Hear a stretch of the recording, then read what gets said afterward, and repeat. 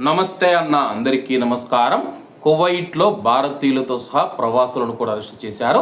ఎందుకు చేశారంటే స్థానిక మీడియా తెలిపిన వివరాల ప్రకారం కువైట్లో మాదక ద్రవ్యాల అక్రమ రవాణా, ప్రజా ఆరోగ్య ఉల్లంఘనలు మరియు పర్యావరణ నేరాలను ఎదుర్కోవడమే లక్ష్యంగా కువైట్ దేశవ్యాప్తంగా చేపట్టిన క్షేత్రస్థాయి తనిఖీలలో మినిస్ట్రీ ఆఫ్ ఇంటీరియర్ తన సెక్యూరిటీ న్యూస్ కార్యక్రమం ద్వారా పలు భద్రతా కార్యకలాపాలను ప్రముఖంగా ప్రస్తావించింది.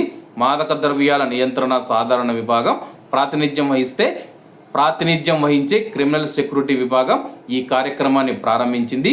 ఇది కువైట్లోని వివిధ ప్రాంతాలలో పలు స్పెషల్ ఆపరేషన్లు నిర్వహించి వివిధ దేశాలకు చెందిన 12 మంది ప్రవాసులను అరెస్టు చేసింది.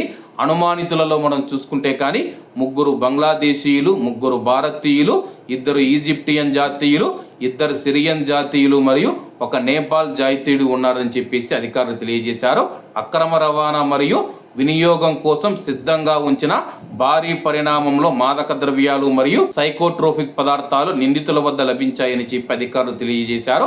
స్వాధీనం చేసుకున్న వస్తువులలో 3 కేజీలకు పైగా రసాయన పదార్థాలు, 5 లీటర్ల CBD ఆయిల్, 52 MSDS రసాయన షీట్లు, 1.25 కేజీల షాబు, 1.1 కేజీ హ్యాషిష్, 9 గ్రాముల హెరాయిన్ మరియు 15 కేజీల గంజాయి ఉన్నాయి.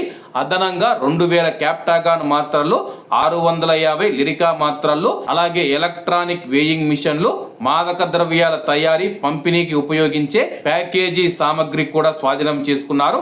వెంటనే చట్టపరమైన చర్యలు ప్రారంభించి అనుమానితులందరినీ చట్టపరమైన చర్యల కోసం సంబంధిత అధికారులకు రెఫర్ చేశామని చెప్పి ప్రస్తుతం కువైట్ దేశవ్యాప్తంగా క్రిమినల్ సెక్యూరిటీ విభాగం అధికారులు మనం చూసుకుంటే ప్రత్యేక ఆపరేషన్లు నిర్వహించి ఎక్కడైనా చట్టవిరుద్ధమైన కార్యకలాపాలు జరుగుతూ ఉంటే అక్కడ వాటిపైన దాడి చేసి అధికారులు అయితే వాళ్ళని అరెస్టు చేసి పెద్ద మొత్తంలో మాదక ద్రవ్యాలను స్వాధీనం చేసుకుంటున్నారు. కాబట్టి అందరూ బాగుండాలి, అందులో మనం ఉండాలి. అందరికీ నమస్తే అన్న, జై హింద్.